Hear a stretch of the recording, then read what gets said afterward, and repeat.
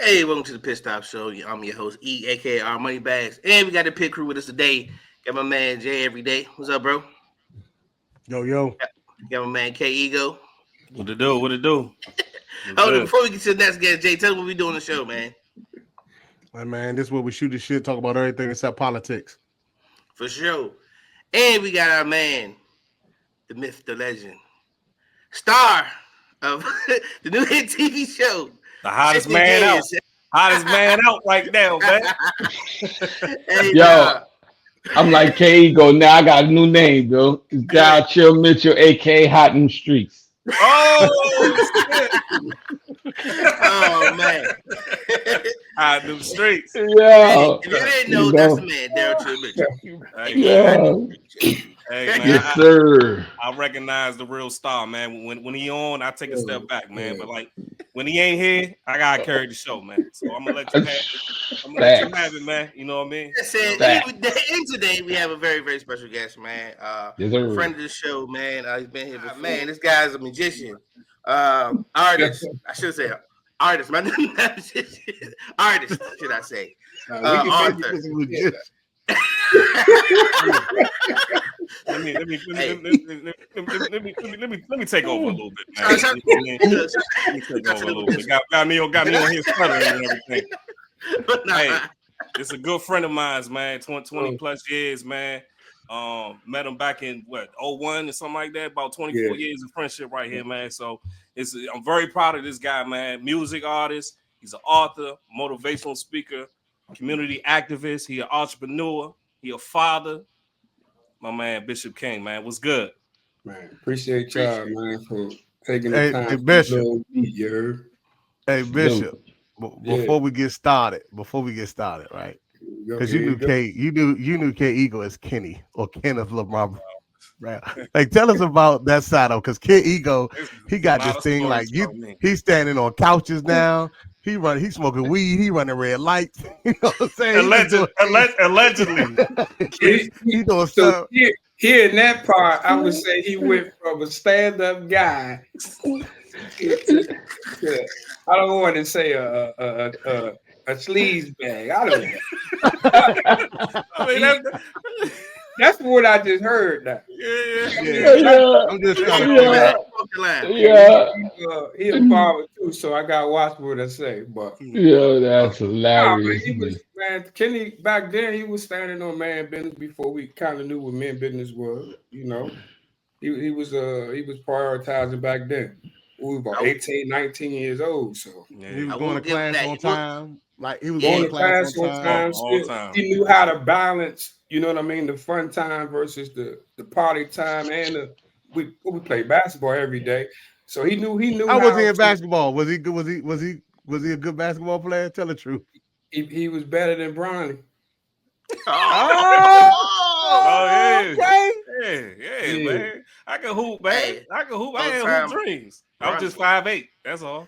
The only thing working against me was my height. Bronny will cook that dude. He always been a stand-up guy though, man. So. Yeah, man. Okay, man. Yeah, man. Because this K Ego, man, his life's in shambles, man.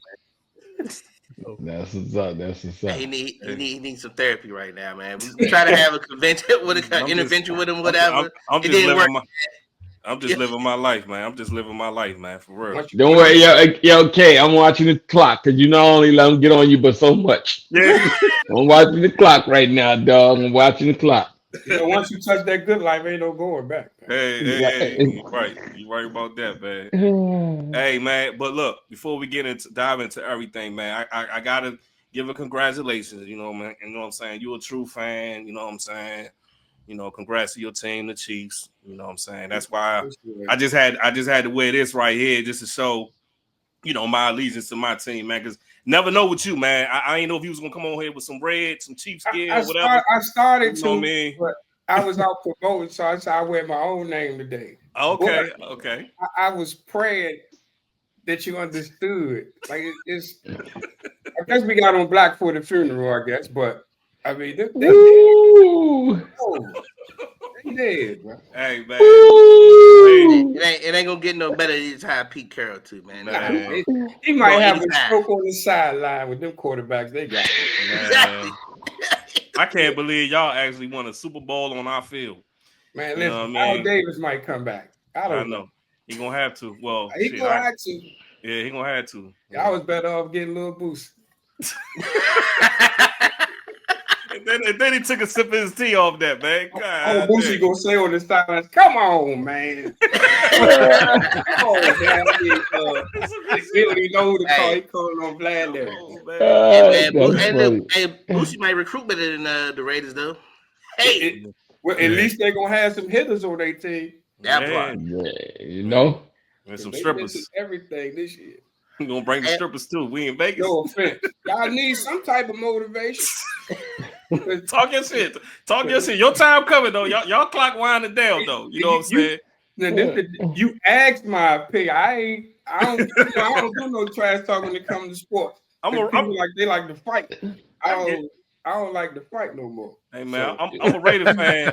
I'm a Raiders fan, but you know I'm from Philly though. You know what I mean? Like I'm from, I was born in Philly. So we know who you. Either way, we know who you rooting for on the night. Either way. Well, we gonna hand them another whooping like we did a few years ago. Yeah, I ain't bad. I ain't betting. That hoop out of Hurt's ear. I don't trust no dude with a hoop earring. I just don't do it. Michael Jordan, none of them. And I don't like Michael Jordan. Hey, he said a hoop earring and a Kango. Oh, man. Michael Jordan shit. You know what I'm saying? Hey, I remember me and Hill got an argument about, we was in the car, we was going somewhere on campus. And I learned he don't like Michael Jordan. I'm like, well, then who the greatest of all time? He said Bill Russell.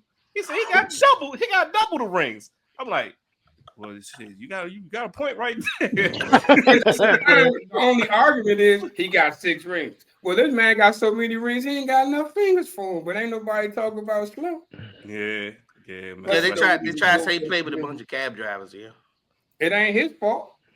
Yeah, it's like they were saying it wasn't Jordan's fault. He was playing, he was playing against some roughnecks who ain't have as much skill as he had. Yeah, it wasn't no guards back then. Yeah. That's the same thing they're trying to say about Steph Curry. Steph Curry, they didn't change the game. It's a 3-point line. He trash.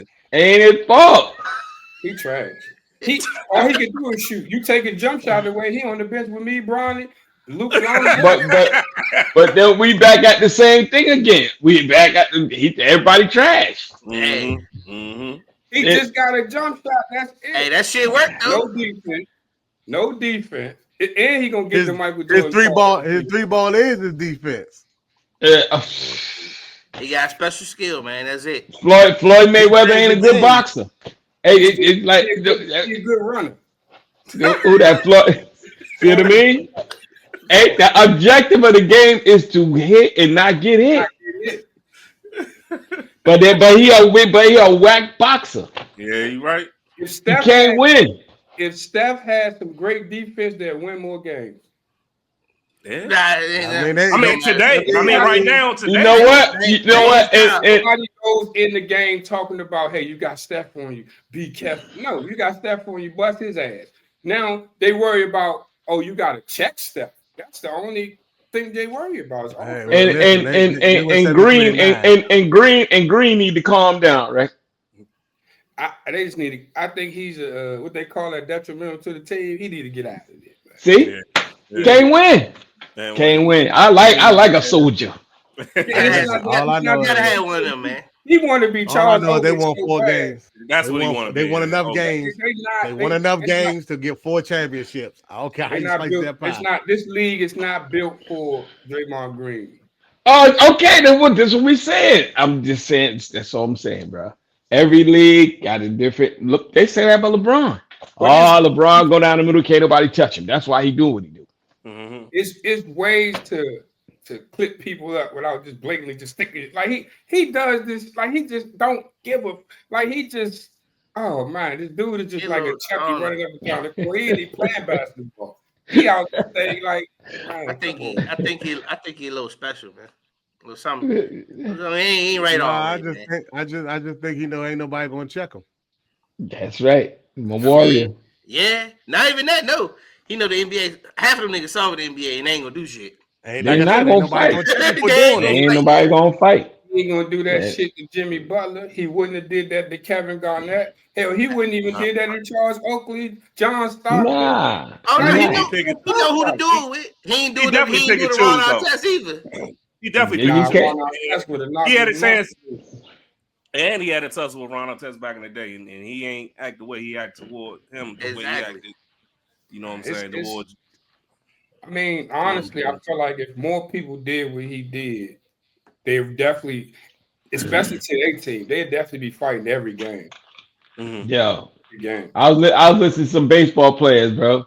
Them cats is like, yo, my man throw the ball at you. What you want me to do? I got him. Yeah. As soon as you get up the pitch, that ball coming at your head, Jack. And that's them players right now that'll do that. Right now. There's one dude right now, I guarantee you he won't do that too. Who's that? John Morant. He won't fight on every play anyway. He won't show everybody he can. Nah, I think the person that he probably won't, that he'll think about it too with, Russell Westbrook. Russell Westbrook ain't going for that shit either.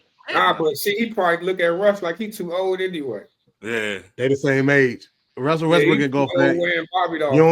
You ain't see Russell Westbrook run down on Rudy Gobert, and Rudy Gobert got, like he ran down on it's Rudy Gobert. He from Crenshaw, right? He from Crenshaw. I don't care. Russell Westbrook don't care who it is. Russell don't care who it is. He'll fight anybody. I like He'll fight anybody. Yeah, I like his passion. Like we need more. Need more players like that, man. So I'm kind of mad they've been tossing him around like he finished goods though, and he still play better than half the league too.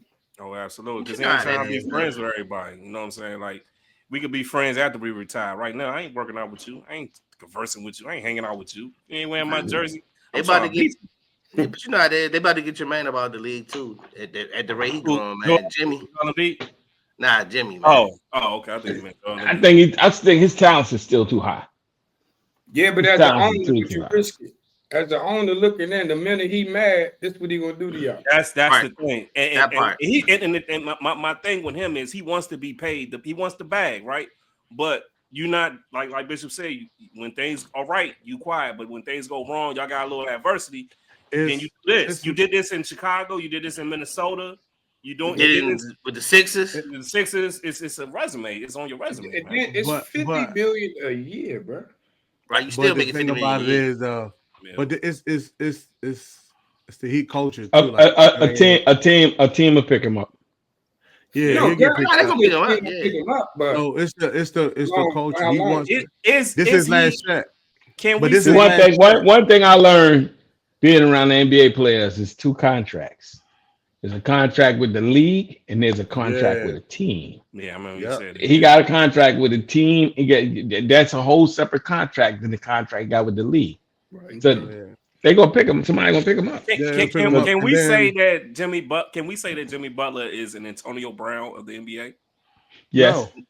I think we can. I think we can. You know why? Because he's gonna keep a job. That might Antonio Brown get another job. Antonio Brown get another job. Well, that's football. The turnovers too quick. But the difference is too though. Right. Yeah, but the thing about it is he's not bad to his teammates. The thing about it is it's one of those situations with Jimmy Butler, like even right now, I think he is bad to his team. What he's doing right now, he's not there. He's doing the same thing. That's causing him to suspended. He did the same thing Draymond Green did to his teammate. It just wasn't on camera. Right. Nah, what happened is he asked Pat to sign him. He only gonna get one more contract. He's 35 years old this year. He's 35 years old this year. He got one more contract left. He got one more year on this contract, right? He said extend me because next year I think he's slated to make $50 million. So he'll be 36. So now coming off that 36 year, are you really wanting to give him another 50 to 60 million a year? No. Do you want to give him 60? I'm just saying, no, but this is the way the league is going. Like, do you want to give him 60 million a year? Like right now, they like even this, right? Paul George has got 4 years, 212. They stuck with him right now until he's 38. If it don't work out and they can't trade him, they stuck with him on this thing till he's 38, and that's wasting some of Tyrese Maxey good. But I'm saying that's wasting Tyrese Maxey good years, right?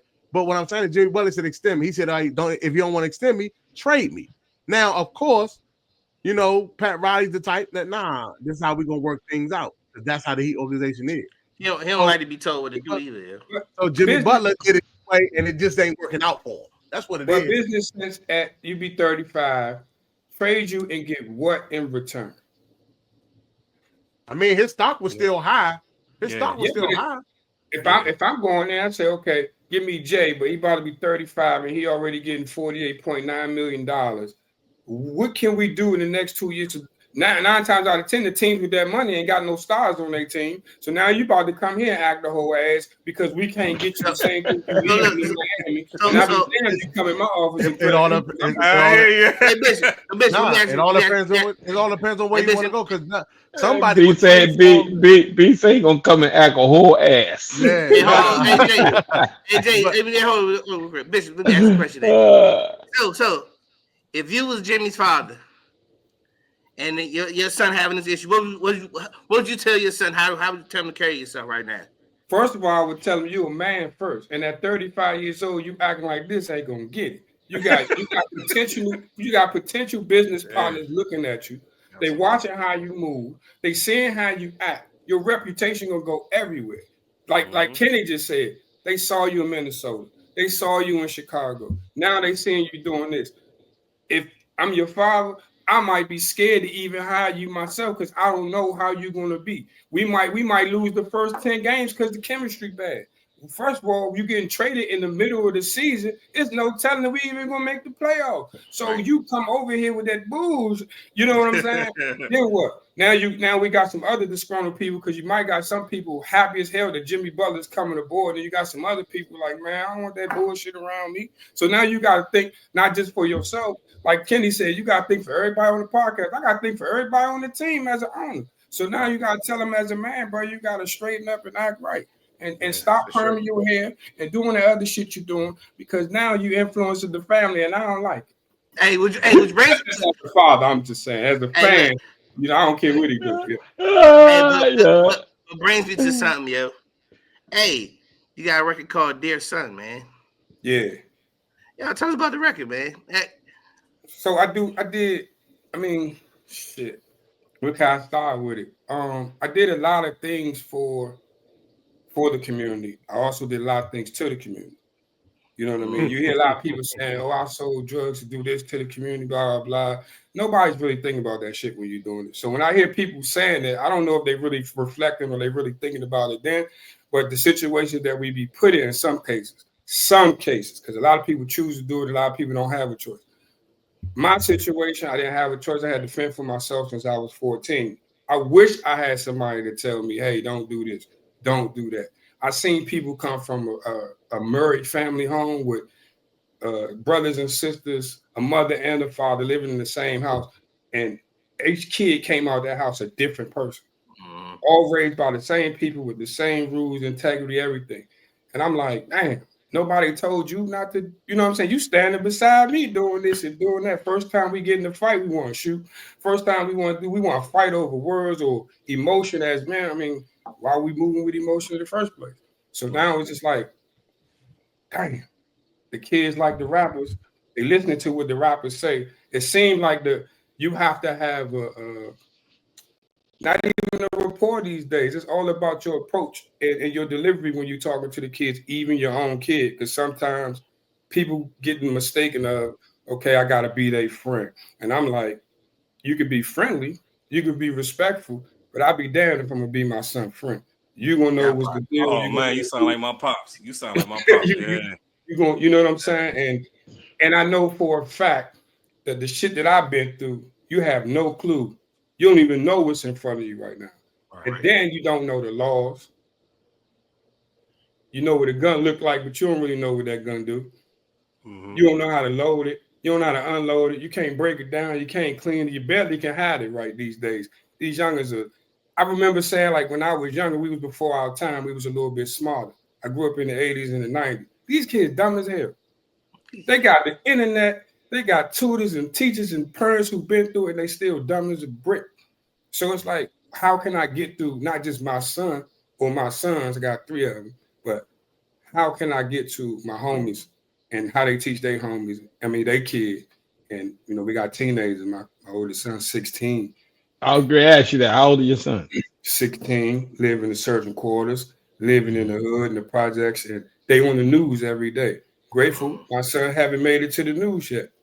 But just in the news, my little cousin made it to the news. He was murdered out Largo, at Jasper.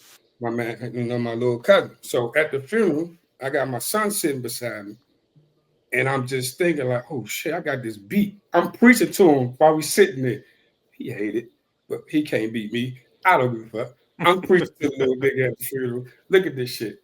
You know what I mean? You dead. You ain't able to see none of this. Blah blah blah. Look at his mother and his father up there crying. Sister over there, baby mother over there. Son 7 years old. Even though he wasn't in the streets, he was killed with a gun over a dispute with another man who got emotional because he was losing the debate. These kids at school, they fight all day over the debate. So I'm like, how could, and he just, sitting there like this, and I don't care where we at. My mother told me you act up in public, you get slapped up in public. So I don't want to have to really jog him up right quick. You know what I mean? But pull him close. Like we're gonna have a talk when we get in the car. So we get in the car, I'm really pulling my heart out to him. He crying. So I'm like, he hear it, but I guarantee when he go outside, he ain't gonna feel it. So I get home, I dropped him off, and I get home, and I'm going through beats because I got a studio session the next night. And I posted going there, Jay. I posted when there, did the clapper song. They did a strip club song. But after that experience, I went to the beats and I heard this beat, and it just started. I just started preaching, and I'm like, what can I do? Joint dope though. Like, what can I do for you to hear me? You know what I'm saying? Without me yelling at you, without me threatening the beat that breaks off for you, without me constantly saying respect yourself, respect your home. So now I gotta say, if you're gonna do this, don't no real man want you to really do this. But you're gonna do what you want to do anyway. So let me tell you what you're walking into. And then when you walk into it, let me tell you how to backpedal, but sometimes it's too late. Especially if you did. Ain't no coming back from that. So I said, I just started thinking and what I was saying to him next to him and what I was saying to him in the car. And that's how you got this song. It's good that you said all that, because one of the best advice when I first had my child, my father, the best advice he gave me was, at the time I was with my wife, ex-wife, he told me never be afraid to be the bad guy. It means your opinions, your what you say in the household is going to be very unpopular opinion within the household, but somebody got to stir the ship. And he said, never be afraid to be the bad guy. You're going to say things that your wife ain't going to like, that the kids ain't going to like, but it's right for the family. You know what I'm saying? So when you were saying all that, man, like that really resonated with me, man. It's a blessing to even have your father there. Not even just these days in general. It's a blessing to have your parents there. I ain't had not one of my parents there. Right. So for me to be telling him this and trying to show him what I did and the things, just because I got away with it, then you gotta get spiritual with it too. I say just because I got away with it and I ain't do no prison time, that man upstairs don't give a goddamn what I got away with down here. When it's time to holler at him, I'ma holler at him. Absolutely. He like, what that mean? I'm like, yeah, now I gotta, because now I see you don't understand. You know what I'm saying? It's a higher power to just, right. outside. But yeah, I mean, it's a blessing just to have your parents, man. And these kids, they take it for granted, man. They got everything they want, everything they need, and more. Hey, I want to say this, man, because I don't mean to cut you off, but right now I got both of my sons working with me out here. Dope. And the crazy part is I've been on the road since I was 25. My son is now 25. So all the stuff that I've been doing, right, and moving and traveling, they don't understand. They don't get it. You know what I mean? And like you just said, you talk, but the thing about it is when they were younger, they came on sets. I shot a show, Brothers. They was on set with that. Now my son is adult. All right.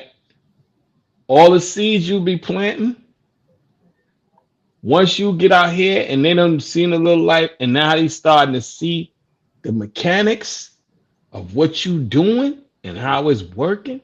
My son, like, yo, now I get it. Now he get it. Like this a dude, bro. Like if I say, yo, my man, I need you to go to the store, get so and so and so. Yo, dog, I gotta tell him at least 5 times. And don't let him be asleep. Because now you gotta wake him up 10 times. Now, yo, dog, he out here, he see the grind. My phone ring every morning. Yo, I'm just making sure you up. And I make sure you awoke. Because I told him, yo, dog, I'm saying, yo, my job ain't to wait on y'all. Your job is to wait on me. But the thing about it is, man, it's a blessing for me to be out, because my son, I got one that works as a PA. He was a PA on NCIS New Orleans for 5 years, and he's autistic. Love him to death because he's just about the job. And the other one, he want to be an actor. So he's watching me. He's observing me. He's learning, but at the same time, he's learning. Because he's like, yo, like yesterday, like that whole thing when we did press from 8 o'clock to 11:30. We were just doing all the affiliates all over the country, back to back to back to back to back. We had like a 10-minute break, kept going. I'm talking hours, and he was just like, yeah. I say, yeah, we can shoot the show, but we gotta sell the show. That part. You know what I mean? But he is up there watching, like, yo, and he's filming me, so I got him doing a lot of behind the scenes filming and stuff, and he's just like, say, yo, I went and watched it. He's like, yo, I said, bro, acting ain't just acting, man. But I'm just saying all that to say, I'm listening to you, definitely. And it's just like, you planting them seeds, man, that eventually, when that button hit, it's going to pop. He's going to be like, yo, it's going to be a circumstance that get him, and he's going to be like, yo, I get it. I'm serious, man, because they're around me, man, and I'm like, yo, and now look at where the world is going. I know a lot of people be like, yo, your kids, they need to find their own way. Yeah, they are. They're going to find it right here. They here, and I told them, yo, dog, once you behind that gate, the opportunities are endless. Your opportunity may come, and it may not even be through me, but you behind. The key is to get behind this gate. You got an identification that says ABC. Both of them. Y'all go in, y'all swipe your card, you come in. You got 24-hour access to ABC Studios. I'm like, yo, dog, I could get you here, but the rest is up to you, man. You know what I mean? So I'm just saying all that to say, bro, I'm listening to you, and I feel you're doing it. You're doing it, bro. I'm telling you, man. God, I pray on it, man. But you doing it. I'm telling you, when that you doing it. I don't care how they didn't see me rap, they didn't see me act. And when they were younger, man, I would go to schools, man. The kids have more love for me because they grew up in it, so it wasn't nothing to them. But they friends, oh my God, you see like Zach Cody, they going crazy. That's just my dad. I ain't nobody to them, which is cool. But I'm saying now that they're adults, and like me and my son, we be having adult conversations. We went to Hawaii.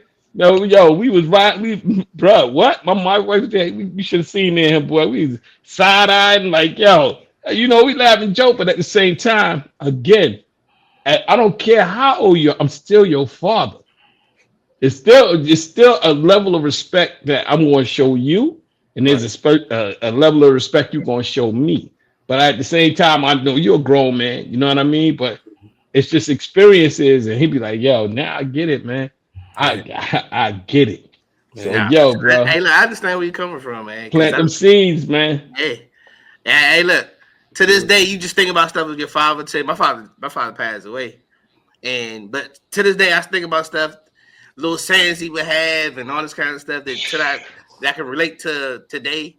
Things that happen in my life, whatever. They never really leave. You don't know when they're gonna come, when you need them, but when you need them, they're there for you, man.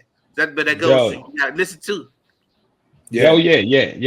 But I mean, just don't think it's falling on deaf ears, man, because my son is like, yo, man, I know I used to get on their nerve, dog. Because you coming home and like every day. I say, man, I'm gonna let you control the radio today because you got that look like this dude about to get on my damn nerves.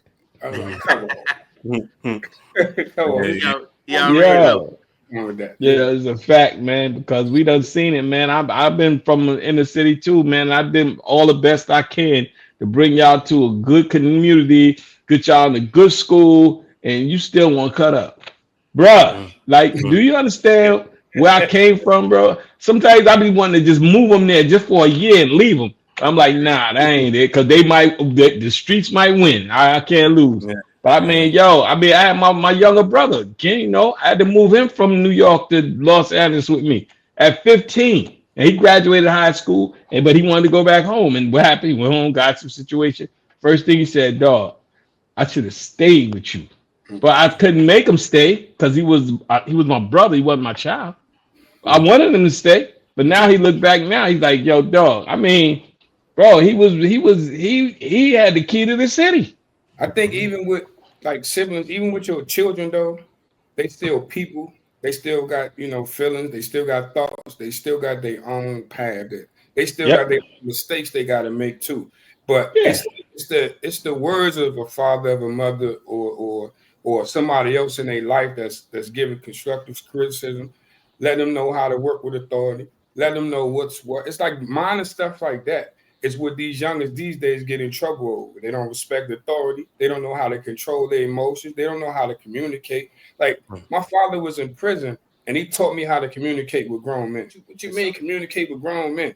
That communication with grown men keeps me free today. Keeps me alive today. Like it just real talk, real shit. Yeah. I try to tell them, somebody step on your shoes, you apologize. So sometimes it's an accident, but they don't know how you gonna react. So sometimes they already they defending themselves off the break, thinking, oh, this is another nigga who about to try to do something to me because I accidentally stepped on his shoe.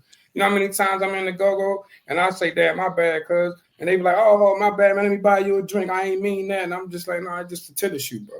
I got hundreds of these. Don't worry about it. And they be like, nah, and then they come find me to bring me to the bar, buy me a drink. I'm just like, it works. That's all I'm saying. It works. It's respect. Like men mentality. Like I said, respect.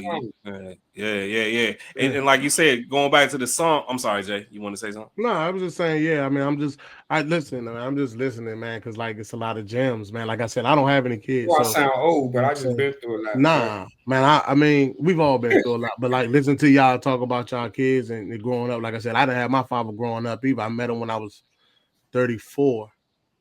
So the biggest thing for me it's always been the borrowed time, right? And what I mean by that is like some days is I call him and if you don't answer, we talk or we do talk. And then there's some days like, well, damn, I've had moments where it's like, is this the call like something's wrong or I'm saying how much time I got left with him? You know what I mean? Because I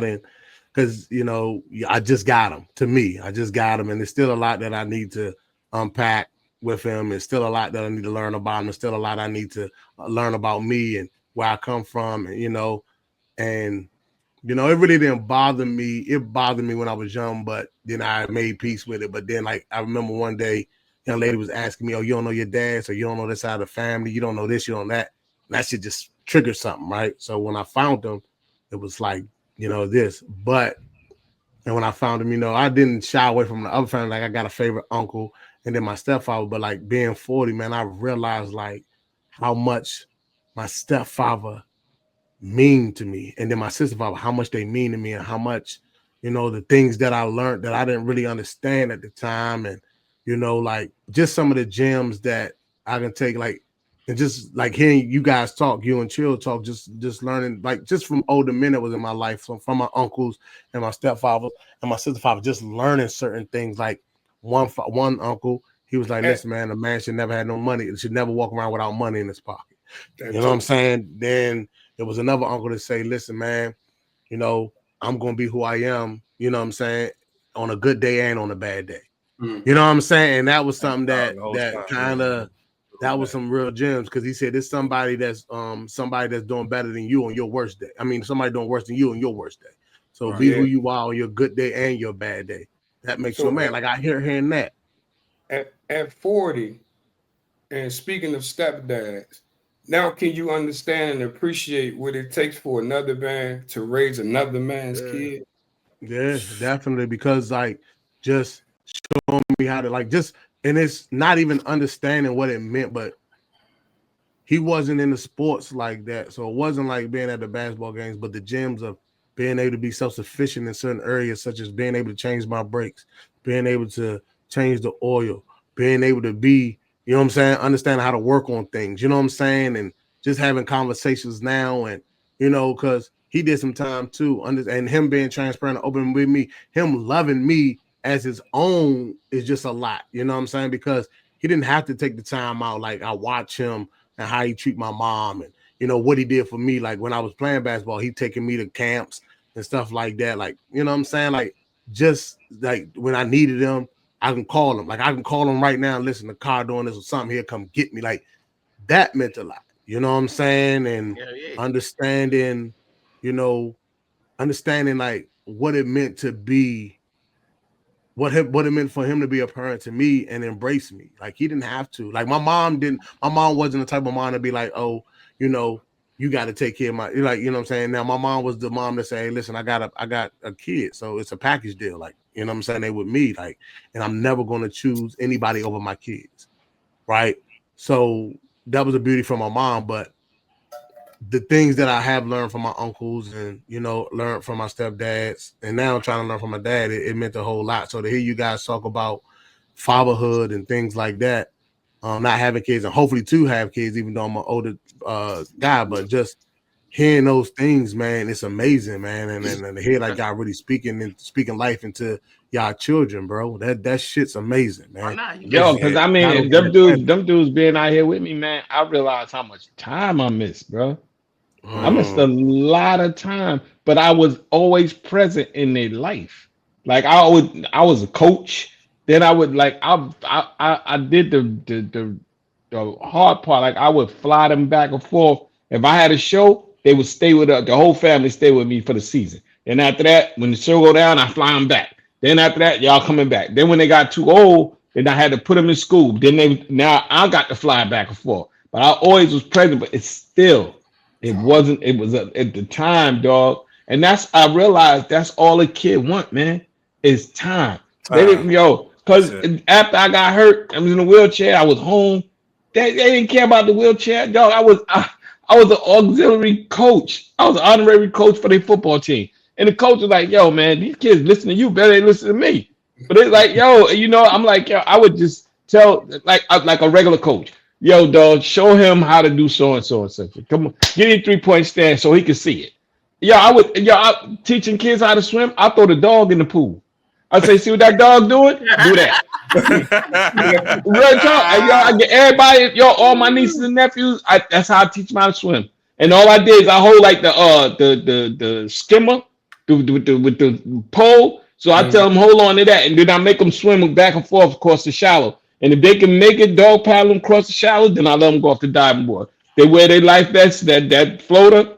Then after I see them kicking and do like the dog, I'm like, oh, take that thing off.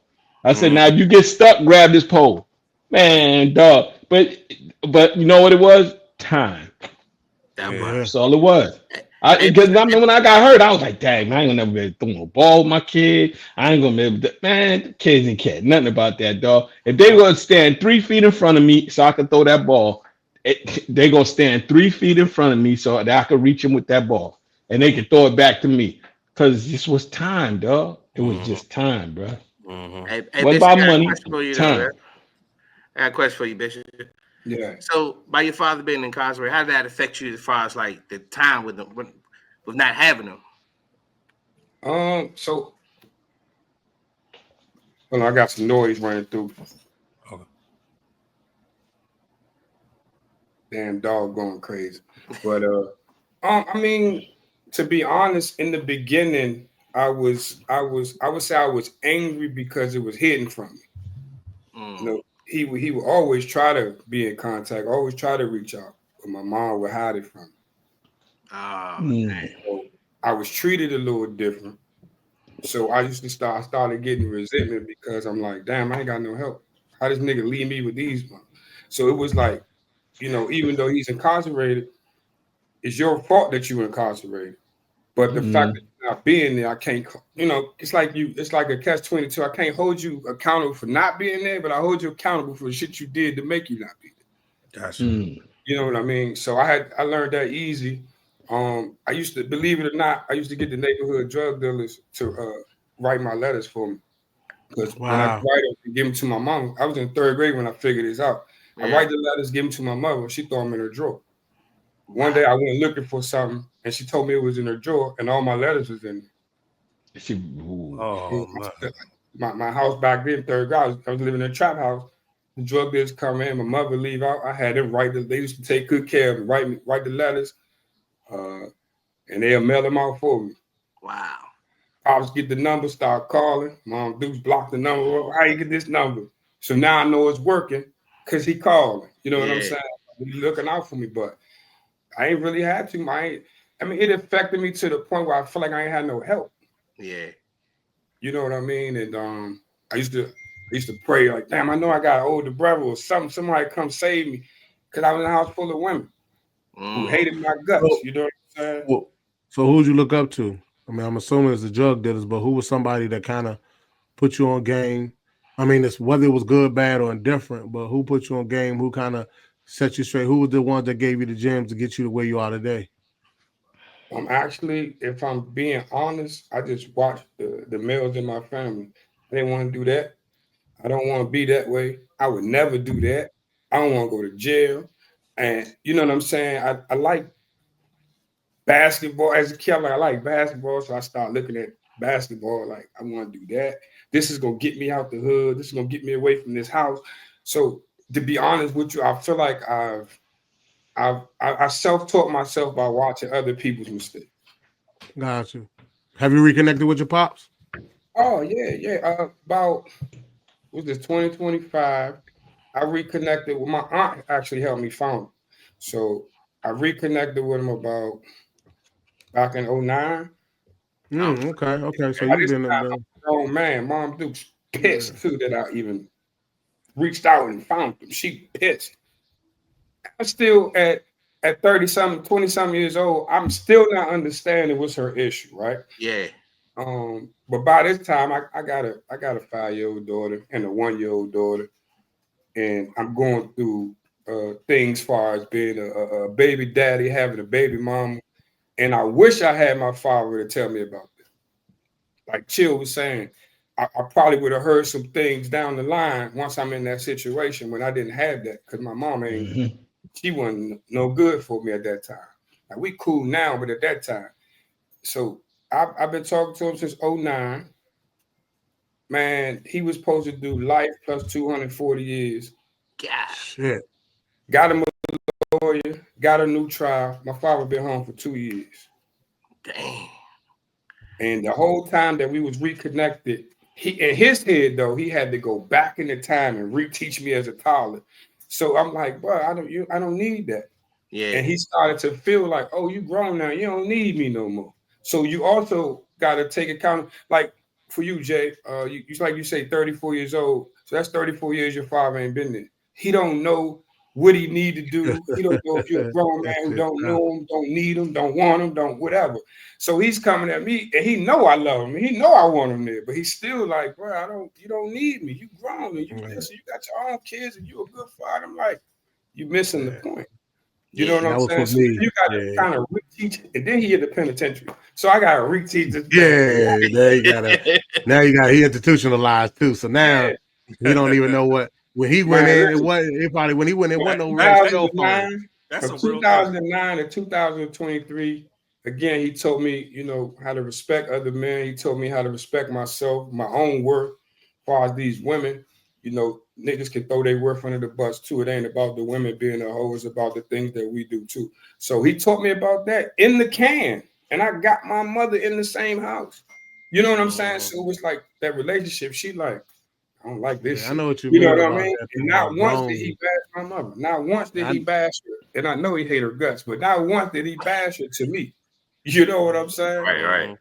So the way he communicated with her, the way he communicated with my siblings, and just to answer your question, I seen how he communicated with me, and that's how, with the communication with him, that's what he was just teaching me how to talk to a man as a man.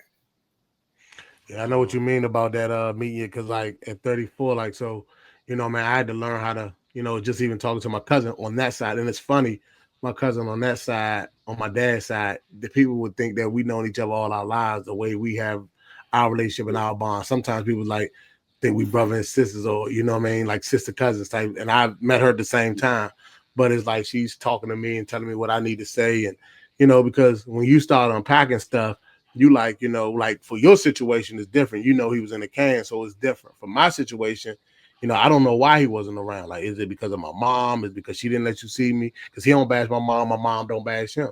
You know what I'm saying? My mom told me stories, but I want to hear his side, right? But then he's got a son, so now he's treating me like, I got a son. And this the crazy thing about it. I'm his only child. So he's been going his whole life knowing he has a child or whatever have you, but not being able to see whatever. Now, let me say this to what you just said. My father, knowing how I grew up and knowing the relationship I had with my mother and the absent relationship I did, that wasn't there with me and him, and now that we connecting, he told me, he say, I would be greatly disappointed in you if I found out that you hate your mother. You only get one mother. I need you to understand, you will never understand who your mother is until you learn who she is. You can't understand how nobody is until you learn who they is. That's how you learn to deal with them and know why they're this way. So at 36 years old, you was 34. At 36, I'm like, let me learn my mother. I got a song where I say, I lived in the same house but never knew my mother. And somebody called me, was like, how the fuck? And I was like, you just got to think a little deeper. You know what I'm saying? Yeah, like I know what you're saying, because like not to go off subject, but I remember Wale said one of the toughest lyrics. I said, he said, I lost a lot of friends, or I lost some friends and they ain't even dead. That shit was. I say that all the time. I was like, yo, that was a boss. You do. So, yeah, but like you were saying about the dad situation, man, once I learned who my mom was, I realized what she was doing. She thought she was loving me. She was preparing me in her head, as crazy as it may seem, for the real world, as the only boy in this house, to be a man. No matter how old I was, she wanted to treat me and show me that being a man is what you need to be. Don't be like this, don't be like that. But her communication skills was shot to hell. She didn't know how to talk because her parents didn't know how to talk to her. She didn't really know how to deal with a father because she never had a father. None of her siblings got a father. She ain't even seen a father. She ain't have a stepfather. She ain't had no uncles because they was all out running the streets doing this and that.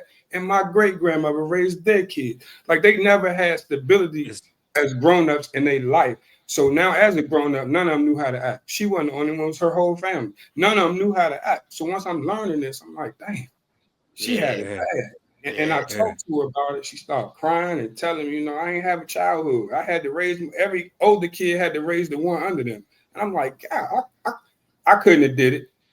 And I ain't gonna say I couldn't have, but probably could have. I wouldn't have wanted to do it. You know what I mean? So, I got a cousin that I got a cousin that didn't have his father growing up, and to this day they don't talk at all. Had a big falling out. There's a lot of resentment there. But his father, his father didn't have a father. So where's he learning how to be a father from? You get what I'm saying? So of course he till 30 something. It can happen. We know if the stove hot, don't touch it. Right.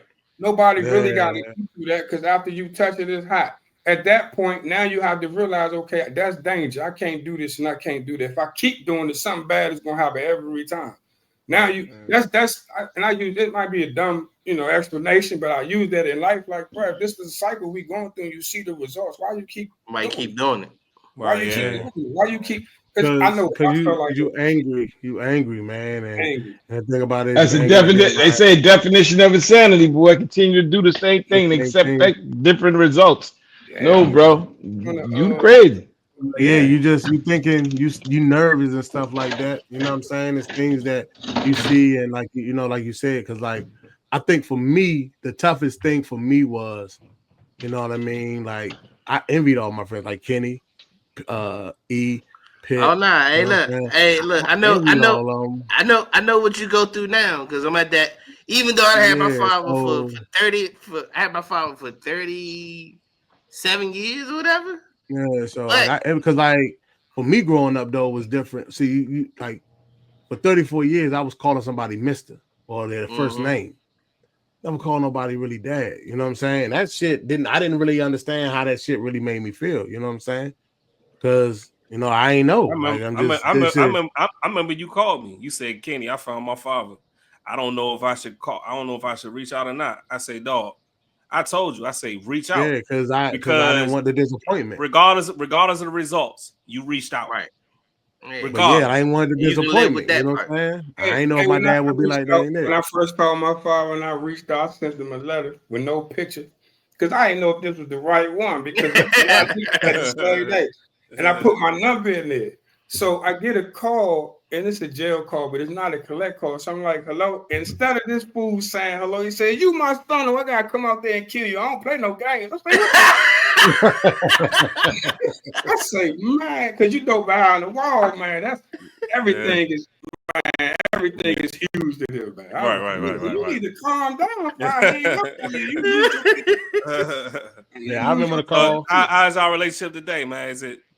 Oh man, he think he me, man. Gotcha. He think he you? He still think he me. Because he went in when he was 25. He come home, he's 63.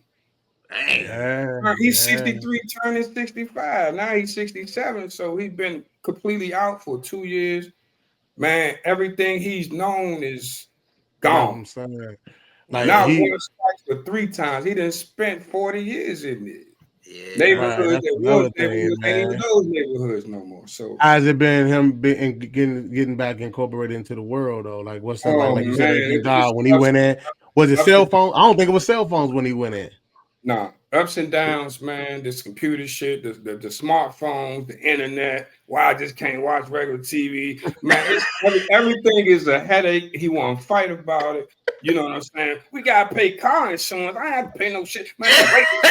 Everything that you gotta do that granted, we've been doing it for 30 years, 20 years now.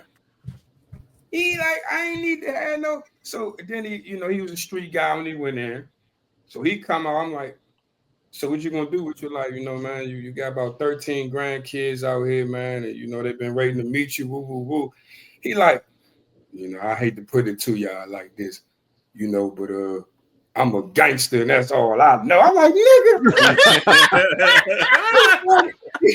You can and he out of that mind frame now. This is when he first came home. He think we think the shit sound good. I said, you sound like a fucking fool. My son said, my youngest son, he 13. He goes, Dad, Pops, you talk to your Pops like he your son. If I talk to you like that, you be at my funeral. I say, you goddamn right. Yeah. We gonna keep it that way. Absolutely. But nah, because me and my father, we talk like we brothers, but it's certain ways you have to talk to him for him to understand the reality of what's really going on. And when my son don't understand that, so when I say certain things, my father be like, oh shit, it's really like that? And he be looking at my father like, you ain't gonna cuss him out? And he's like, nah, I get what he's saying. That's the way I get it. So you have to, again, learn who you're dealing with at this point. I was dealing with my father on the inside when he came home. Now you got to deal with this mental shit. He got to get back into being free. He don't, everywhere we go, he been hearing the stories and on the news, these young dudes running wild. We in the mall, one young dude running down the mall holding his pants up and his ass out. But he running and he run past us and my father jumped back like, what's up, nigga? I'm like, dude, you about to get, because he thinking all young dudes running down, they got guns if they holding their pants.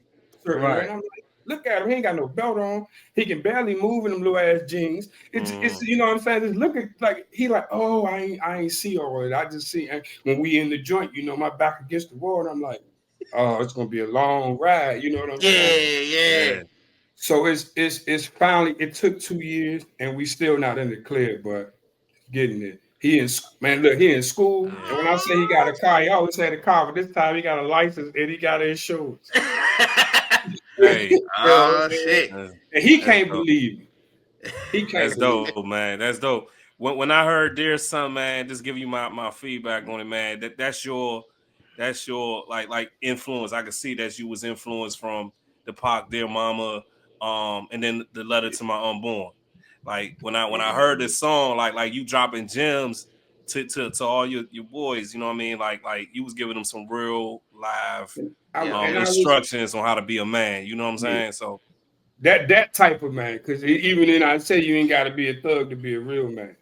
Yeah, that part. Yeah, that part. It just if you're gonna go this route, because it's not at 16, you 2 more years, you're gonna say fuck what I gotta say. Yeah. So I need you to hear me now. So when that time comes, now you thinking, I really want to, go this way or this way. But by 2 years, to be honest, half your friends gonna be dead anyway or locked up. So now you gotta make a choice sooner than later. So let me help you in that decision and tell you why. I can't tell you what to do. Even at 16, I can't tell you what to do. I can threaten you all I want to. But when I was 14, I was coming to the house 3 o'clock in the morning. It's the one thing that God give us all, a choice. A choice. What Jay Prince say? Got a chance in the choice. Yeah. Every day, man. Hey, tell us about the book, man. So the book is pretty much, I've been saying I was going to write a book for like 100 years, man. And I kept doing it. I had people reaching out like, I'm going to help you with the book. And just like the music, people kept saying they're going to do this and do that. I had to do everything by myself. So at this point, I'm like, fuck it. If I did all that by myself, it's 2025. I know I can go online and do everything else by myself. So I published it by myself. I wrote it by myself. I did everything by myself. And I mean, it's about me. It's about my life. So I feel like who's best to tell my story than myself. So the book just pretty much, it guidelines my life from the day I was born, and the book was written for like a couple years now. So up until probably, I want to say like 2020, 2019 maybe. And it's not that many. I put like, it's less than 100 pages. Again, I did it myself. I'm sure they could have stretched it and made it 200-300 pages, but nah, man, get straight to the point, man. Man, the feedback that I'm getting from it, and my biggest fear was like somebody was gonna be like, I'm paying $17 for this many pages. That's it. But I'm not getting that. I'm getting, damn, bro, you went through a lot. Damn, bro, you a stand-up guy, you this, you that. And it's like, I wasn't looking for that feedback. I was just getting some shit off my chest. Drop the name of it. What's the name of it? What's the name of the book? Broken Blood. Broken Blood. Okay. Yeah. And they can get it. It's authentic, bro. They can get it. I said, where can they order that? It's a site called Lulu, LULU.com. Lulu.com. Got you. I wanted you to put that out there. Yeah. We'll put that. Hey, but when your job, producer, post it in. But when you authentic, though, man. When you authentic, people when they can believe your story when it's authentic. You know what I'm saying? People can tell when stuff is theatrical and you adding extra shit to it, man. When you telling your story, people know, like you said, you was getting it off your chest, so you was writing yours from the heart. This wasn't from somebody else's story. This wasn't, you know what I mean? This wasn't you writing a movie about somebody you knew about. You know what I'm saying? This is straight you. So yeah, you writing authentic. You know how many friends I thought I had that I lost because of certain songs that I wrote? I wrote a song called Daddy's Daughter. Now this was a letter to my daughters. And I let this girl hear it, and she had a bad relationship with her father. So in this song, I haven't spoken on it to my daughters at all. Never talked bad about their mom, never told them, oh, damn, you missed 2 years of my life, or you missed 3 years of my life. You always said, if you ain't dead or in jail, you'll always be there. So this is just me explaining these years and what happened. And needless to say, I wasn't bashing their mom, but this is their first time hearing me speak my side. So it's bad. Yeah. You know what I'm saying? I'm in the studio. I wrote the song. I'm crying, writing the joint. And I'm recording and I'm crying. So I'm like, damn, I'm not going to put it out to my daughters here. I picked them up the next day. We sat in the car. I played it 3 times. They like, put it out. I'm like, shit, me, your mother gonna kick you out the house.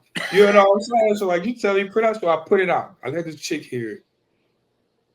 She was in tears. That's one I said, got her. So I'm thinking, right? Like, okay, you in tears. You feeling the joint. Man, this bro cussed me out, told me I was a deadbeat. I was bashing all black women.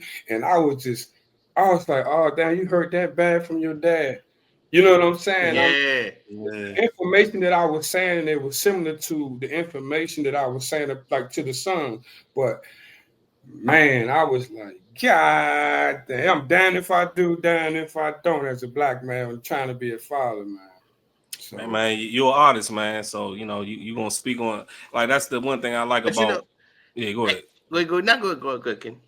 No, I was just saying that's one thing I like about rap, like hip hop and being an artist. Like you're gonna speak your truth, and it's gonna be what it's gonna be. But it's your art, it's your life, it's your emotions, and you're gonna put that on paper.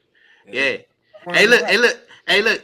As long as it make them feel something, that's your job. So, man, my daughter said, "Drop it, daddy." I dropped that joint, baby girl. You heard That's all that matters. That's all that matters. Yep. So once I got the respect from them, because that's who the song was to, right? And I've never spoken these words to them before. And this the lyrics. My oldest daughter, 20, she looking at me like, remember that, but I didn't know what was like. Now she putting pieces together. I ain't gotta say your mother was shit. Now she's saying it. And I don't, and then again, like my father, I told her, I don't ever let me hear you say you hate your mom. Don't ever let me, you know what I'm saying? I would never do that. That's your mom. Yeah. I mean, that's your relationship with your mom, yeah, it's crazy. So Bishop, I want to ask you something too, because I know, like, you said you wrote about a book about your life, your ups and downs as a father, everything you gone through. Is those are the reason why you started your two charities as well, the No Shoot Zone and the Kings and Queens Project? Actually, no. Wow. Those two different reasons. So the No Shoot Zone is pretty much for the gun violence and the youth. Like I say, my kids, they live in certain cores. When you read the book, you'll find out I live in 13 neighborhoods. I went to 13 different schools. I lived in every project in Washington, D.C. except Southwest. I live uptown in projects. I live Northeast. I live in Southeast, where I reside to today in Southeast. I ain't got enough hands. I lost so many homies. Young dudes, 19 years old, 16 years old. One of my good homies, he got killed. We was in 8th grade for a pair of Jordans on the side of my house, right on my doorstep, fell on my doorstep. I mean, I've seen it all. I seen my first shootout when I was 8 years old. You know what I'm saying? I've been in the trap house since I was 2.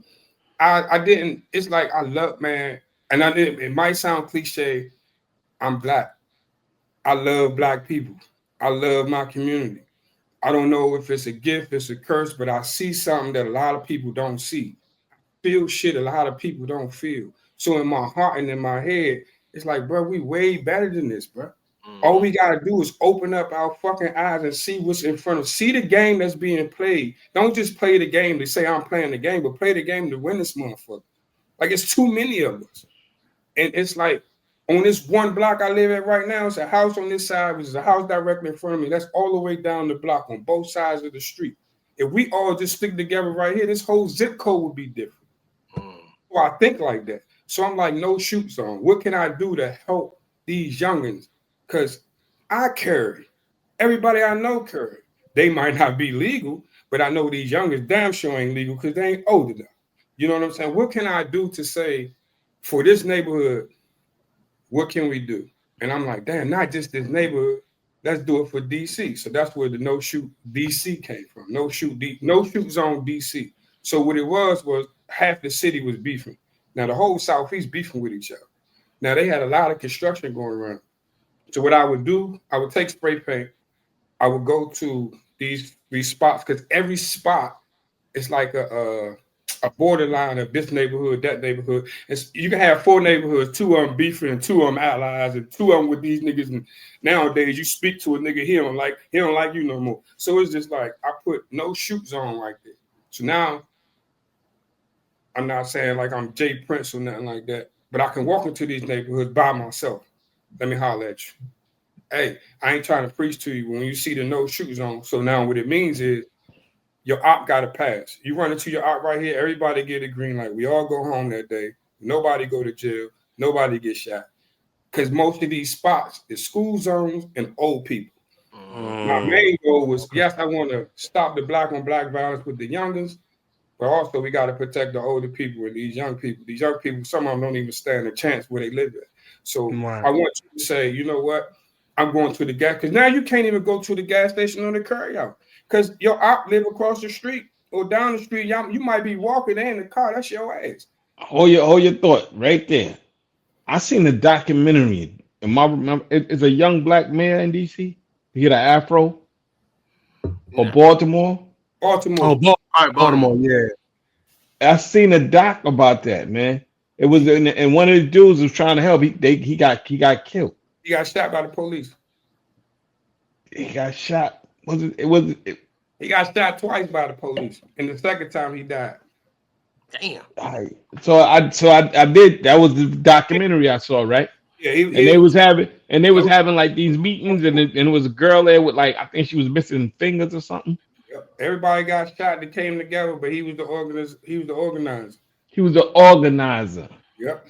All right, go ahead, man. Because I'm listening, it's like, yo, because I'm sitting there like watching it like, dang, I want to go out here so bad, bro. You know, I just, because I was listening to them and I was like, yeah, I wanted to come out there, bro. Yeah, I'm saying, because when you do certain, unfortunately, in the black neighborhood, they don't listen to you if you've never done what they've done before. That part. If you never been on their doorstep, and I tell people every time I lived in 13 hoods, I wonder, how you think I know the whole city? Oh, I just thought because you was a rapper. And I'm like, bro, I know your father. I know your OG. Like, they looking at me, you don't know my father. I'm like, well, I went to school with your mother. So it's just like, I say, ask your mother, do she know? Man, they were like, now they want to talk to me. But it's like, don't tell my mother this shit. But your mother know what you're doing. But at the end of the day, it's just like, you want to be able to go in there, let them know they can trust you. Yeah. They don't fully trust you because they think everybody the police. Anybody who ain't in their household telling them what to do, you can get the hell out their face. So again, your approach and your delivery, you don't come at them as a little homie. You don't come at them trying to son them. You don't come at them as a little bro. You come at them who you are. You're a grown ass man, and you just tell them, look, bro, the old people live around there. Help the old people. I'm trying to do this, but I also implicate myself in this situation. I don't be like, yeah, I used to do this and trying to show them I'm gangster or nothing like that. Hey, man, I'm trying to help the old people across the street. They scared. This to help y'all too. I'm not saying y'all do, don't do this and don't do that, but that'll keep the police from coming over here if they stop calling. So when y'all on that side of the street, just make sure ain't no loud noise, nobody shooting, nobody this, nobody that. Just, you know what I mean? Come and go. You stay the fuck off this part. You will stay out of trouble. Like, that started to work. Spraying the joint. So now we going around, we passing out bracelets and flyers and stuff that say no shoes on. So what that mean? What that mean? So I'm like, that just means when you in this zone, in this area, basically little kids that's here playing, old folks is on the porch or in the window, no violence over here. Give them a pass. You can yell out the window all you want, you bitch ass, you this, you that. But at the same time, keep going. You get to live today. You're going to see him again. The city only but 5 miles each way. You're going to see him again. Meanwhile, it's that feeling of, I seen somebody today and I had the willpower not to do nothing. That's what you want to trick them into believing that they can do that at any time. Not just themselves, because, nigga different when he 100 deep. Park said you ain't without your homeboys. And that's how they... That's just what it is. So people start buying into it. I started that back in 19, and then I want to say right during the pandemic, a young 6-year-old girl gets shot at the store right here by my house. They was trying to kill her father. Mother, father, and her walking down the street. That was on the news, right? That was on the news. Yeah, I seen that. Yeah, I remember that. Yeah. This is the reason me and Trayon White I don't rock with that dude. They walk into the store. Again, people up the street, which I probably should have had a no shoes on here too, but the police sit right there all the time, so ain't nothing gonna happen, right? Anyway, they lit the joint up. AKs everywhere. Little girl get hit. Mother get hit. Father get hit. Mother get hit. She passed out. She unconscious. Had to have surgery. She actually slipped into a coma. Father get hit in the leg. Took a whole chunk. His whole calf came off. Little girl get hit in the chest. AK ripped her whole everything up. She dies. Both of the parents live. Mom didn't wake up till a week later. So she probably don't even know what happened. To be told that her daughter didn't make it. Man. So again, I reached out to the mayor and I reached out to the councilman around here, which is white. And I give them the proposal and like, man, let's push this no shoot zone. And we can put this all over the city, not just southeast, uptown, northeast, southwest, blah, blah, blah. Let's do it. Not just in the white neighborhoods by the stadium, because that's the only, you know what I'm saying? I probably can go post up out there and the police pull up on me in 5 minutes. What you doing out here? Yeah, You know what I mean? So right. let's do this, let's do that. They ignored me. And I bullshit you now. 36 hours later, they right there where that girl got shot at during the press conference, and they had T-shirts that said "No Slide DC." Oh no! It's on YouTube. Look it up. No Slide DC. Same logo. They took the logo and instead of the diamond, because you know the city built like a diamond, they actually put the DC map on there and put. I can't make this up. Damn, man, I cussed them all out till they blocked me, man. But so that's how I came up with the no shoot zone. I wanted, and I got the idea from the guy in Baltimore. He had mental health issues though, so once he started to stop taking his meds, he just started going slowly, and then it stopped picking up real fast. Gotcha. And he started harassing his ex-girlfriend, and she kept calling the police, and he would make death threats to her. Everything he would say don't do, he started doing. And the first time the police ran up in his house, he had a gun in his hand. He wouldn't put it down, even though he didn't point at it. One of the officers shot him. He got shot in the neck. So he came out. He was walking, talking, and protesting. They locked him up, let him out. They dropped the charge. You know, after they shoot you, they always drop the charge. They shot him. They dropped the charges. And a year later, same situation, but this time he's in front of the girl's house. And he like, I just want to see my son, but he gone. It's on tape. I watched the tape so many times. I'm like, that's not him, bro. Because the way he was acting, I'm like, that's not him, bro. Gotcha. And they telling him, put the gun down. He like, you know, it's all white cops. So he going on how the white. I remember that too. I remember that was on the news too. I remember that. They lit him up. They lit him up, man. Damn, that's how he died. And far as that's the same guy I was talking about. Yeah. Yeah. All right. Yeah. All right. So he had some mental health issues. And far as the Kings and Queens project, I came about that because back in 2006, I was homeless. So I ain't had no help. And I remember myself, I'd be outside, and before I was homeless, I see homeless people, and they be like, hey, you guys, I'm like, man, the fuck, I go to work every day, bro. You asking me for money, man. Go ahead with all that. And it's like, you never know their relationship with God and who God sent to test you. So I started thinking about that, and then boom, now I'm home. God has showed me, didn't he? So now I'm homeless. I ain't got no help, ain't nowhere to go. So I'm sleeping in my car, I'm sleeping in bandos, and I lost my job. So I'm back hustling, selling drugs. I'm in a bando, no place to go. ID don't match the address. Pocket full of drugs and a gun in my hand. First thing police gonna do if they don't shoot me, I'm going to jail for. That's about 10 charges right there. So. I'm like, what can I do to help these people without making? Because some of them feel like these dudes be recording and taking pictures and all this stuff. So you wouldn't want nobody to see you at your worst and they taking pictures and putting that shit on the internet for millions to see. Or exactly, yeah, look at Bishop, he posing with the homeless people. I did this for y'all, feds. Like that's to me is disrespectful.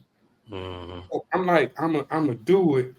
And then somebody was like, well, if you do it, try to get funding for the city. And I'm like, man, I don't really rock the city like that. You know what I mean? It's government shit. So I'm like, I do it myself. So I started to, I was getting food stamps because I ain't had no job. I take half my food stamps, I get a case of water. You get 24 of them joints. So now I can get 24 waters to people. I was giving out sandwiches, food. I ain't had to cook nothing because it's a food stamp card. I just buy the shit and get it to them. And I just started doing it, and I seen the smiles on their face. And I would ask people, like, how you get here, bro? And one dude was just like, I had gotten a divorce. I was paying child support. I was telling the judge I can't afford to do this, boo, boo. I'm like, damn, that sounds like me. You know what I'm saying? And I wasn't married, but I'm paying child support, and I can't afford my own rent. And the judge told me that ain't her problem. So I got to figure it out. Now I got a pocket full of rocks, and you mad at me. So, you know what I'm saying? I'm feeding them, so I'm like, okay. And the reason I call it kings and queens is because they still black kings and queens. Absolutely. They just need to be restored with their dignity and respect from the community. And people need to stop stepping over them and treating them like they don't exist.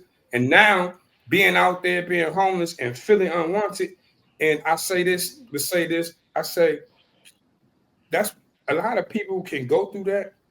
And now they become a mental health situation. And people be like, how? And I be like, you get dumped from your boyfriend or cheated on by your wife. Now you're depressed and want to kill yourself in a matter of a few hours or a few days. It happens, bro. You out there so low. It's winter, summer, spring, and fall. You cold. You ain't got nobody to call. You like, fuck the world. You probably cussing at God. You don't know what's, you know what I'm saying, what's going on in these people's head. And over a time period, everybody's an enemy. They talking to themselves. They wearing the same clothes. Yeah. I might have 3 cars and all the women in the world. Now I'm broke, same clothes on. Not one woman even look at me. You don't know how that made me feel. So it's like, man, you had to look at all that. Then you got women out there. Some women probably ain't seen their kids in years. Probably, you know what I'm saying? And I know a lot of black kids because I grew up with them. They won't even talk to some of their parents because they was on drugs or they was out here. They was some people, sometimes them drugs get them through the nights out there. So you got to understand where these people coming from. And I was like, I never made it that far. I slept in the car, I slept in the bando, but it could have been worse. So I want to do my part and I want to help them. You know what I mean? The ones that I would say the ones that want to help themselves, because it is a lot of people out there who would say this and that. Oh, I want this, I want that. You get to them and I didn't see the dude say, I don't want no goddamn sandwich, nigga. I was like, damn. Yeah, that's my grandma used to do. So when we'd be at the 7-Eleven or we'd be on the corner store, my grandma, she wouldn't give a homeless person no money. She would feed them, and I would let her. And I was like, well, my grandma asked one time, why you just give him the money? Because he obviously he not hungry. She said that she was like, no, because he not gonna take my dollars and get no drugs. That's what she said. Hold on, make you laugh. I used to say that. Yeah, hold on, B. So it's me grew up. I don't lose my thoughts. So we grew right. We was going to the studio. So we used to catch the train from Long Island and get on a subway. So we was out there. So this nigga was like, yo, man. He's like, yo, bro, a couple jobs. Like, he asked some people. He wasn't talking. He wasn't talking to us, right? He was like, yo, man, he asked somebody, said, yo, can I get some money, man? He said, so I was with Groove. I said, man, I ain't get that nigga none of my money. That nigga said, did I ask you? Did I ask you? Nigga? I was like, nigga, I couldn't say nothing. I couldn't say nothing. That nigga done right. They said, they say you can't be treated. That nigga said, did I ask you? Did I ask you? Yo, dog. Hey, no bullshit, chill. I thought that was the only person that something like that happened to. Nigga, I was. Yo, nigga caught me off guard, nigga. You the sock, right? Like, nigga, I didn't know what to do. That nigga put hands up, nigga. I probably ran, nigga. And I'm the first nigga to fight, bro. I was like, oh, he got me. I couldn't say nothing. All I could do was just sit there, bro. And then I had to ride the train with him for like a couple of stops. This nigga eyeballing me. Hey, chill. Hey, yo. Yo, we was at me and Kitty. You know Big Ron. So me and Big Ron, we going downtown. I forgot we was going somewhere. We was going to some clubs, something like that. So we was pulling up to a light. And as we pulling up to the light, it's a dude, no lie. It's a dude in a wheelchair. He about to ask for money and everything like that. So Ron was just talking to me, not really paying attention. But we had the windows down. So Ron rolled the window up. And so as he rolled the window up, dude said, fuck you. And it was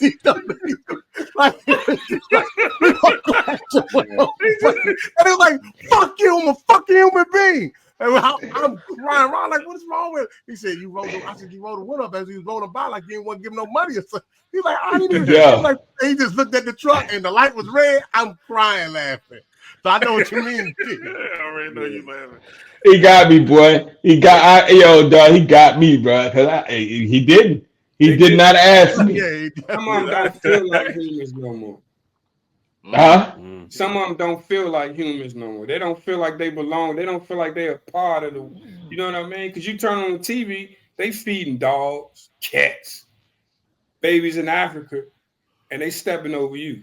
So now you like, it's a whole nother fight that we got to deal with. So it's just like, let me. But on the flip side, this cat seen me one day. He was laying down by the back of the subway, not but the stairs. He was like, "Yo, chill, house party."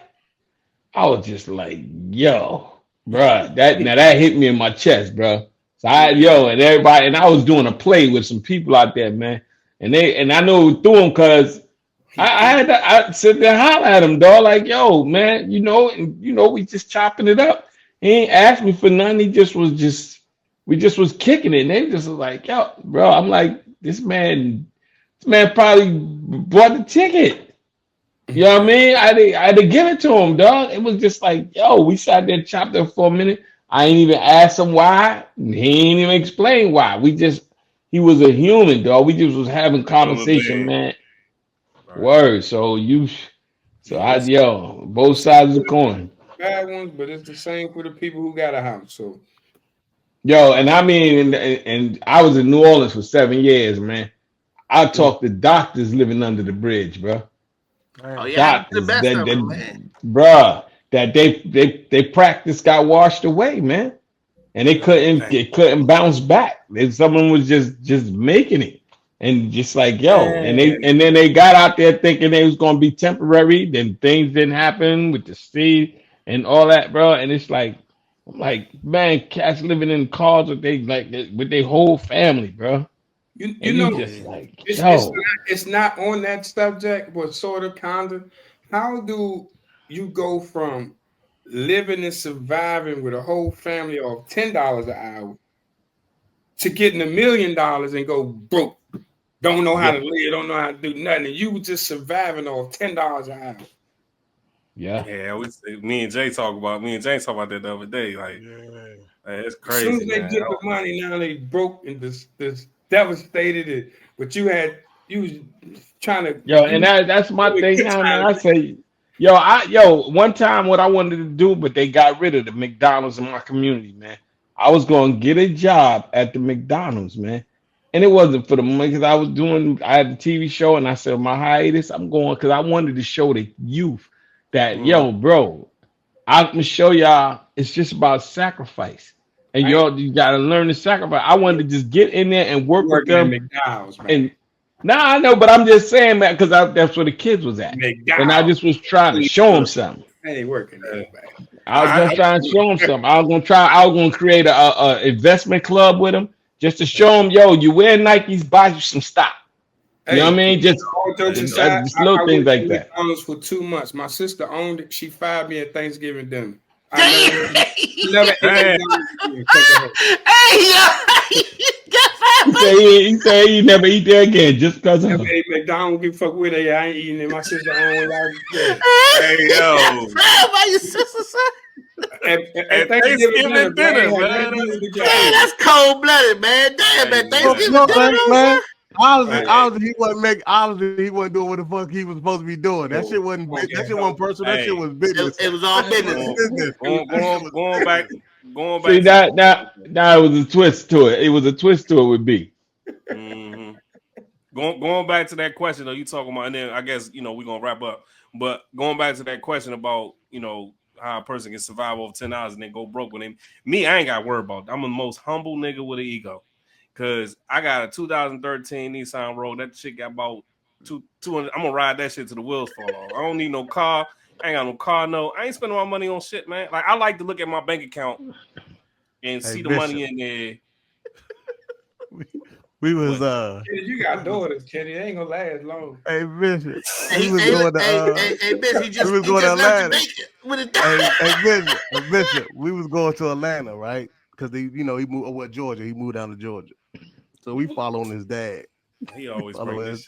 He followed his dad. His dad got the Infinity J30 joint, nice joint, whatever. You know, we riding in the Purple People Eater. You know what I'm saying? The fitted cap that kid he got. You know what I'm saying? 2013, whatever that joint is, the Nissan Road, right? So, so it's my turn to drive. All he could fit in, first of all he could fit in that motherfucker was a TV and a PlayStation 5. Now everybody all he could fit in it, that's all he could fit. That's all he could fit in there as we moving down there. That's the only thing. That's it. And his hat collection. That's it. It's about 7 hats. Right? So look, it's my turn to drive. We get to a rest stop, use the bathroom, it's my turn to drive. Pops don't have no kind of sense of like traveling. Like, you know what I'm saying? Like, he jumped on the beltway, he jumped on 95, he jumped to the fast lane, he don't put no turn signal. He like it don't even, you know how you just gradually get over? Nah, he beeline. So he just gone. He hit the he beeline to the fast lane 90. So I'm hitting it. I got the motherfucking people eater shaking. I get to about 80, so it's shaking a little bit. We get to 80. Now Kenny falls asleep instantly as we leave it. So we get about 7-10 minutes down the road. I got that bitch to 85. So it's shaking a little bit. You know, John only got about 13s on it. So the joint, the motherfucker screaming. He really says I'm hitting the gas, right? It's just screaming. And then Kenny woke up out the blue and say, hey, he tapped me on my shoulder. He say, hey, I said, what's up, bro? He said, listen, man, I know how to get there. Keep my shit between 80 and 85. I know my car. My shit don't go past 85. He said, my shit don't go past 85. Yo, I had to go away. Every time I hear that story. He said, he was about to jump out that motherfucker. Kenny said, keep my shit between 80 and 85, man. You doing too much, man. Slow down, bro. I know how to get there, man. He said, slow down, man. I got GPS. You doing too much, bro. You doing too much. I follow that nigga. I know I ain't getting there. Yeah, that's exactly what he said to me. I was like this. All right, I broke that bitch down to 75. More than this shit. Yeah, I broke that shit down to 75. I ain't see his father till we got to the house. Oh man. Hey man, hey, before we get out of here, before we get to the victory line, man, tell us about the Juice album, man. Like, you know, what brought that along? I heard it, but I heard about 4 times already. You know me, I'm whenever you put it out. Believe it or not, I quit rap every year. Like West Side Gun.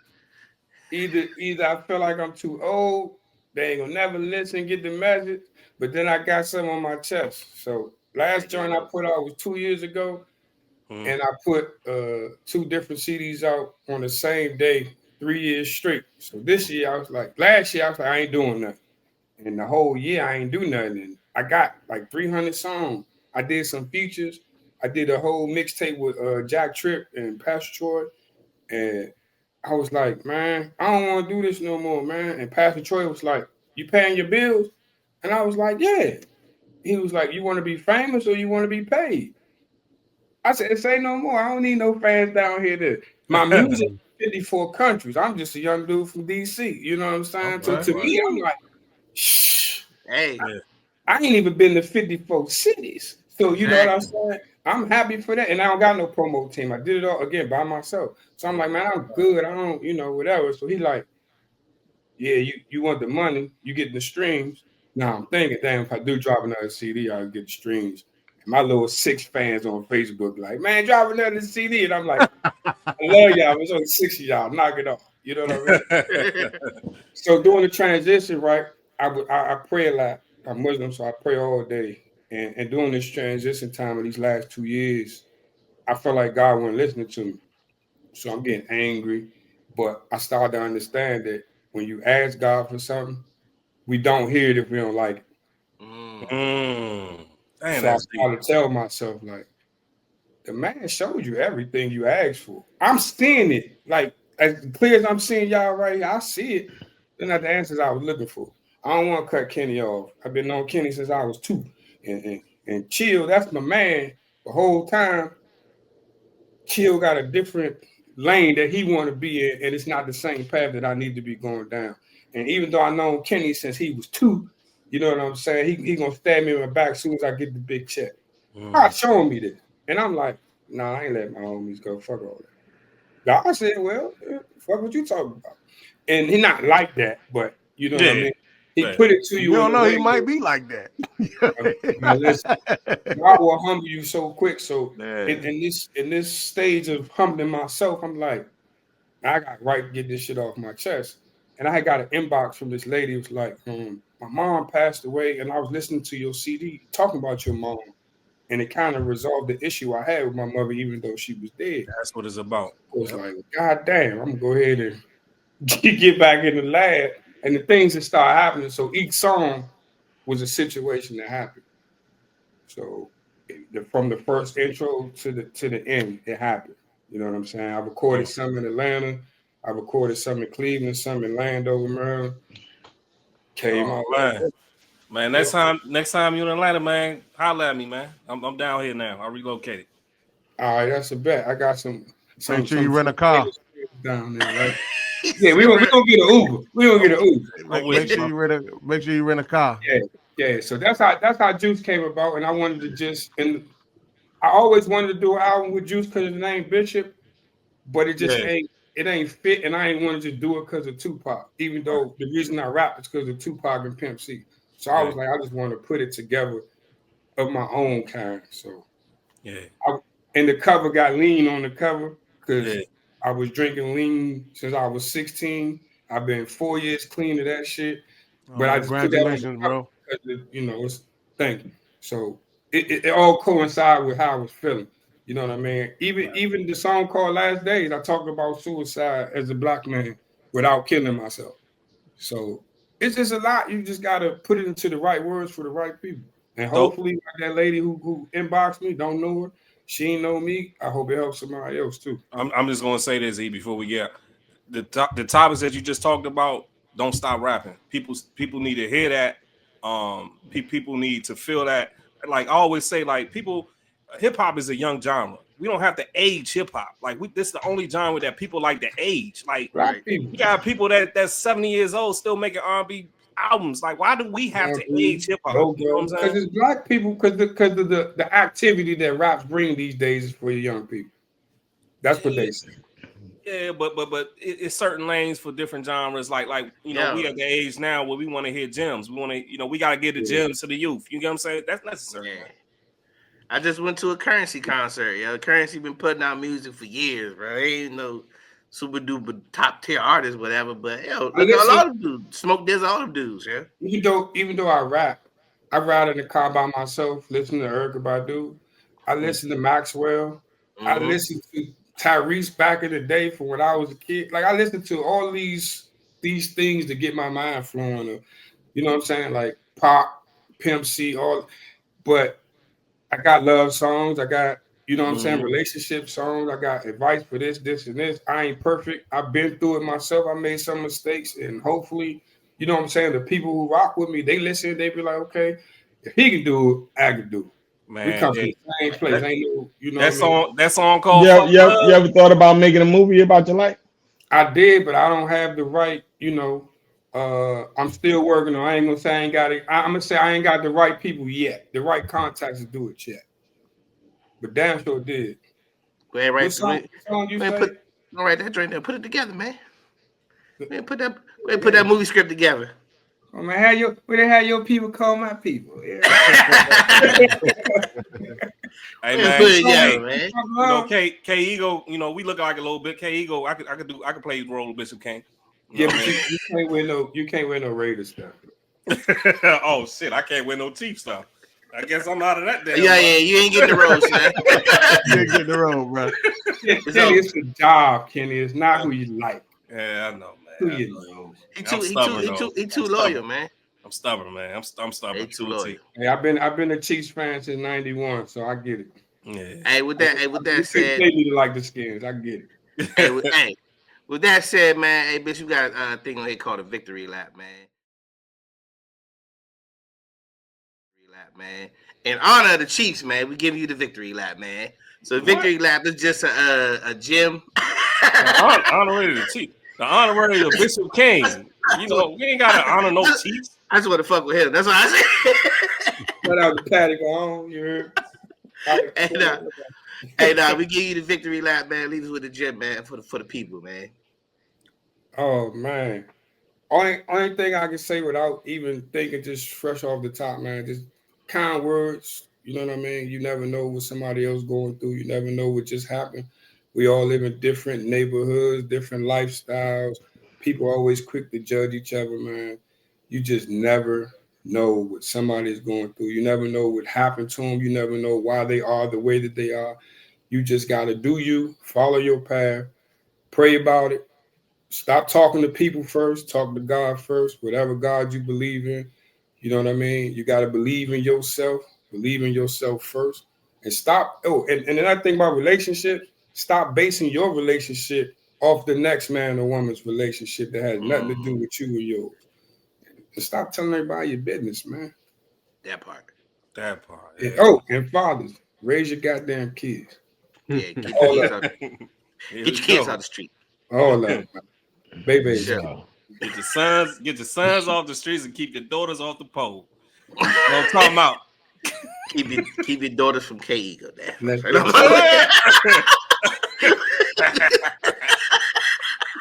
They say 25 clapping on Instagram. Hey man, with that said, man, it's the Pitt Stop Podcast. We out.